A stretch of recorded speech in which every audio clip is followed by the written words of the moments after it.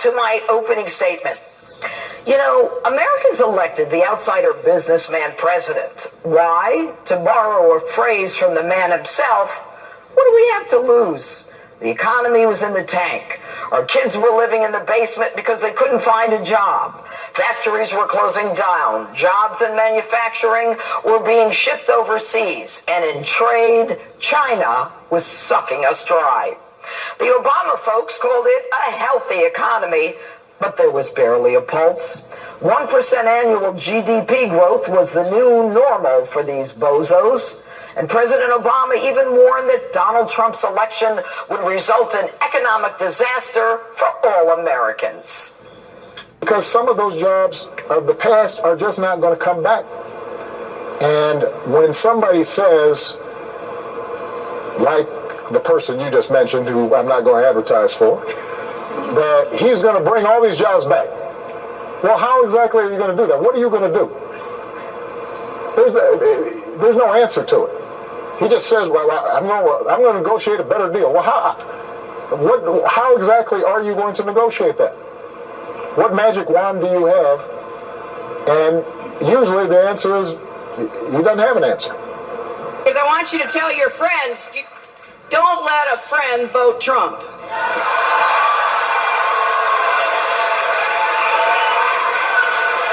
So here's the deal.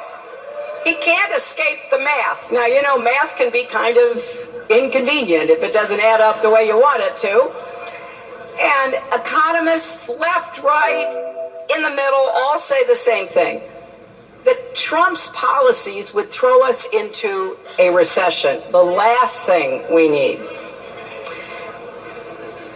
He would undermine the growth that we've had since the Great Recession. In the event Donald wins, I have no doubt in my mind the market tanks. His tax plan, in combination with his refusal to reform entitlements and to honestly address spending, would balloon the deficit and the national debt. So even though Donald Trump has offered very few specific economic plans, what little he has said is enough to know that he would be very bad for American workers and for American families.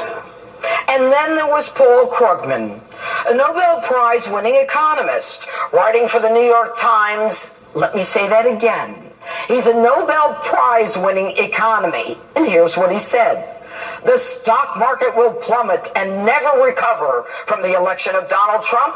So we are very probably looking at a global recession with no end in sight. You know, some are so blinded by their hatred of Donald Trump that they forget decades of training in their own field. And as America surges forward with more jobs than people to fill them, with African American and Hispanic unemployment the lowest in history, with millions coming off of food stamps because they want to work, the left, well, they rant and protest and create chaos. They throw people out of restaurants and off television shows. They even go to church and say that God sent them to destroy Donald Trump. The left doesn't care about our economic success. All they want to do is make noise. But it's nothing more than background noise, white noise. The truth? Nobody's paying attention to them. Donald Trump's numbers continue to increase. His popularity just keeps going up. And after he met with Putin and was accused of everything from collusion to treason, an offense, by the way, punishable by death, his numbers continue to go up. When are they going to realize that their yelling and screaming is nothing but a distraction? Nobody cares. We care about food on the table, paying the rent, the mortgage, paying for kids' clothing for school. But no, they want to talk about whores and porn stars, or about a lawyer who they're squeezing so tight he'll confess to sinking the Titanic. And yet, despite a media focused on a whack-a-mole Trump-Russia collusion nonsense and the haters continuing to hate, the outsider president has thundered forward with his America First agenda. And with a kryptonite-proof aura of invincibility, the 45th outsider president often working without the support of his own party, has produced a GDP that no one thought possible, 4.1%. And we are on track to hit the highest average growth rate in over 13 years.